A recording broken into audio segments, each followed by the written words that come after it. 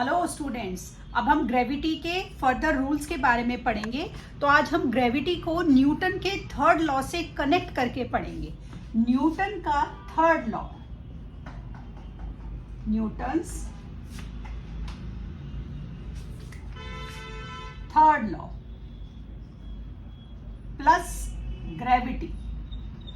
तो न्यूटन का third law और ग्रेविटी फिजिक्स में कैसे एक साथ एक नई हमारी चीज को हमें समझाते हैं, एक नया कंसेप्ट बनाते हैं, वो समझते हैं। तो सबसे पहले न्यूटन का थर्ड लॉ याद कीजिए, वो क्या था। न्यूटन का थर्ड लॉ हमें ये बताता था every action has equal and opposite reaction. ठीक, दैट्स इट, ये था। अब ग्रेविटी क्या बता रही है? ग्रेविटी हमें बता रही है कि अर्थ के अंदर एक फोर्स है और हर ऑब्जेक्ट के अंदर फोर्स है, और अर्थ के अंदर जो फोर्स है, अर्थ उस फोर्स से चीज़ों को अपनी तरफ खींचती है, और उस फोर्स को हमने नाम दे दिया ग्रेविटेशनल फोर्स। और हम ये भी जानते हैं क्योंकि हर ऑब्जेक्ट के अंदर फोर्स है, लेकिन क्योंकि ऑब्जेक्ट इतने छोटे होते हैं तो उनके अंदर की वो नेग्लिजिबल फोर्स हम डिटेक्ट नहीं कर पाते, और उनके अंदर के बीच का जो फोर्स ऑफ अट्रैक्शन है वो हमें विजिबल नहीं हो पाता। ठीक है, अब हमारा न्यूटन जो है इसको कैसे कनेक्ट कर रहे हैं। न्यूटन कह रहे हैं कि आप अपनी बिल्डिंग के टॉप फ्लोर पर चले गए और आपने वहां से एक पत्थर को फेंका। ठीक है, आप अपनी यहाँ बिल्डिंग पर चले गए और आप यहाँ पर खड़े हैं और आपने एक पत्थर जो था नीचे फेंका। ठीक है, अब पत्थर का जो था एक मास था। ठीक है, पत्थर का मास था, कहाँ फेंका आपने उसको? अर्थ पर फेंका। ठीक है, अर्थ का भी अपना मास है। अब ऑब्वियसली हम सब अर्थ जितने तो चीजों को उठा नहीं सकते, अर्थ तो कितनी बड़ी है, हम उतना ही पत्थर उठा सकते हैं जितने वेट के, हमारे वेट के प्रोपोर्शनल हमारी कैपेसिटी है। कि हमने छोटा पत्थर उठाया बड़ा, और हम ज्यादा बड़ा भी नहीं लेंगे, किसी के ऊपर गिर गया तो फिर हम पकड़े जाएंगे, पिटाई होगी हमारी। तो आप ऐसा पत्थर लोगे कि किसी को चोट भी ना लगे और आप उठा भी सको और कुछ ज्यादा खतरा भी ना हो, और आपको अपना एक्सपेरिमेंट भी समझ में आ जाए। ठीक है ना, तो आपने एक पत्थर लिया और उसको जमीन पर डाला। ठीक, पत्थर का मास था, अर्थ का भी मास था। पत्थर के मास और अर्थ के मास में किसका मास ज्यादा था? अर्थ का मास ज्यादा था। क्योंकि पत्थर का मास कम था तो इसकी एक्सेलरेशन क्या थी? इसकी एक्सेलरेशन ज्यादा थी। क्योंकि अर्थ का मास ज्यादा था तो इसकी एक्सेलरेशन जो थी वो कम थी। ठीक है, इसकी एक्सेलरेशन कम थी और इसकी एक्सेलरेशन ज्यादा थी। अब हमें पता है न्यूटन क्या कहते हैं। न्यूटन कहते हैं कि हर ऑब्जेक्ट एक दूसरे को क्या करता है? अट्रैक्ट करता है।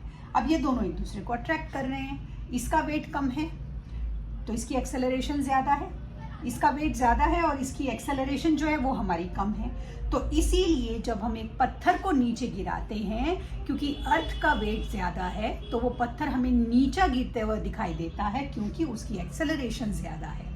और अर्थ की एक्सेलरेशन कम होने की वजह से अर्थ बिल्कुल भी मूव करती हुई हमें नहीं दिखती है। तो ये हमने न्यूटन के थर्ड लॉ के साथ ग्रेविटेशनल फोर्स के लॉ को जोड़ दिया है। इस तरह से न्यूटन ने इससे एक नया कंसेप्ट निकाला। इस नए कंसेप्ट को न्यूटन ने, जैसे आपने ये कर लिया, हमने इस कंसेप्ट को थोड़ा सा समझा। इस कंसेप्ट को आप एक और तरीके से समझ सकते हो, जिसको हम नाम देते हैं फ्री फॉल। इसको हमने नाम दिया फ्री फॉल। जैसे अगर हम कहीं कुछ ऐसे आप देखते हैं कि कुछ ऐसे हमारे स्टंट्स होते हैं जिसमें लोग हेलीकॉप्टर से पैराशूट लेकर कूद जाते हैं। पैराशूट लेकर जब वो कूदा, तो जब वो पर्सन कूदा तो उसकी नीचे गिरने की स्पीड उसके कंट्रोल में नहीं है। उसकी नीचे गिरने की स्पीड किसके कंट्रोल में है? अर्थ के ग्रेविटेशनल फोर्स के कंट्रोल में है। तो वो कितनी स्पीड से नीचे आएगा ये डिपेंड करेगा अर्थ का फोर्स ऑफ ग्रेविटी कितना है, पहली बात, और उसको चोट लगेगी या नहीं ये डिपेंड करेगा उसने पैराशूट को कब खोला। ठीक है, तो इस तरह से ये हमारे फ्री फॉल ऑब्जेक्ट, चाहे एक पर्सन कूदा, पैराशूट लेकर कूदा, आपने पत्थर गिराया, ये हमारे सारे हम फ्री फॉल के एग्जांपल्स को समझते हैं। तो अब हमारा जो ये एक्सेलरेशन होता है, इसके लिए फ्री फॉल के लिए कुछ लोगों का ये कहना है, आप एक मेरा वो सुनिए। मान लीजिए आप एक बिल्डिंग के टॉप पर खड़े हैं, ठीक है, और आपने इस टॉप से नीचे दो चीजें गिराई, ठीक है। एक आपने गिराया कॉइन और एक आपने गिराया फेदर। फेदर क्या हो गया, जैसे चिड़िया का पंख गिरा लिया।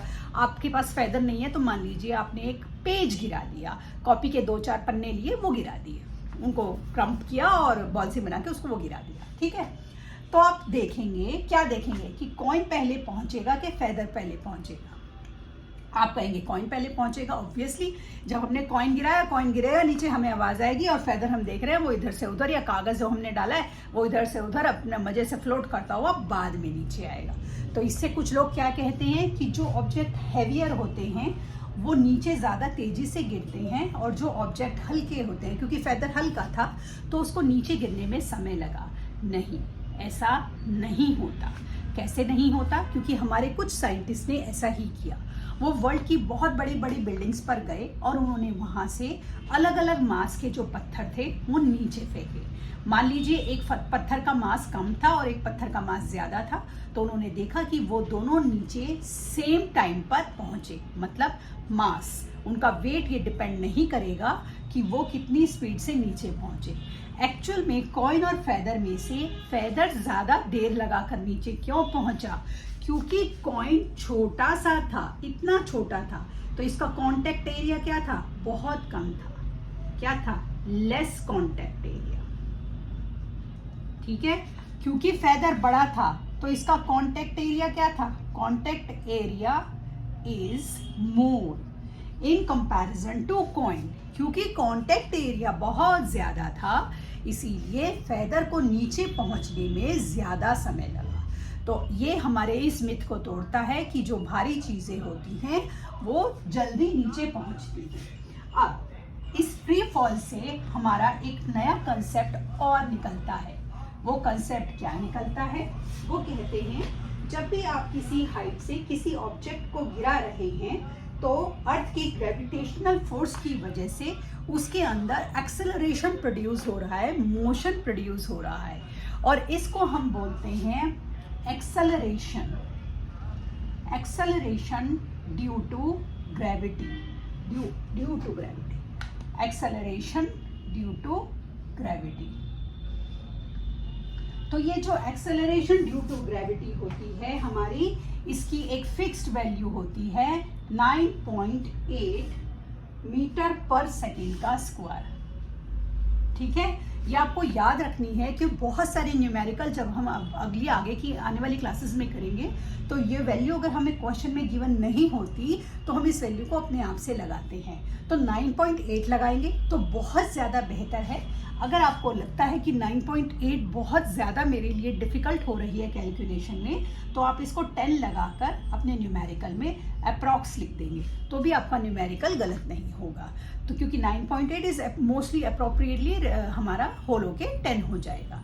तो ये हमारा क्या कहता है कि जब हम एक ऑब्जेक्ट को ऊपर से नीचे गिरा रहे हैं तो उसके अंदर अर्थ की ग्रेविटेशनल फोर्स की वजह से एक्सेलरेशन प्रोड्यूस हो रहा है, मोशन प्रोड्यूस हो रहा है, और उस एक्सेलरेशन को हम एक्सेलरेशन ड्यू टू ग्रेविटी बोलते हैं, जिसकी वैल्यू हमारी फिक्स रहेगी, ठीक है। अब आपको एक और चीज इससे पता लगती है कि जो हमारी अर्थ है, अच्छा अब आप ये बताइए, जो हमारी अर्थ है आपको पता है वो एक स्फीयर है, वो एक ऑरेंज की तरह है, ठीक है ना। जैसे हमारा एक ऑरेंज होता है, इसको इस तरह से मान लीजिए, ठीक है। हमारी अर्थ जो है एक इस तरह से हमारा स्फीयर है, ठीक है, स्फीयर है।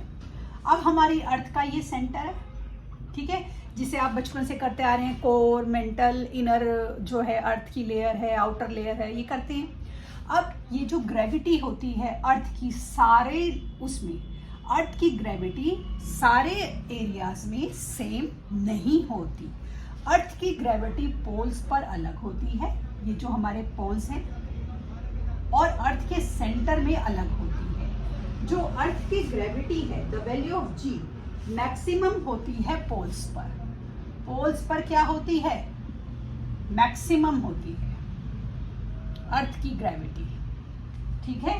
और अर्थ की ग्रेविटी जो होती है हमारी अर्थ के हमारे इक्वेटर पर, जहां पर अर्थ का हमारा सेंटर है, इक्वेटर है, ये लाइन है, ठीक है, इक्वेटर पर इस तरह से यहाँ पर हमारी अर्थ की जो ग्रेविटी होती है वो मिनिमम होती है, इतना मान लीजिए, ठीक है। ये क्या होगी, सबसे कम होगी।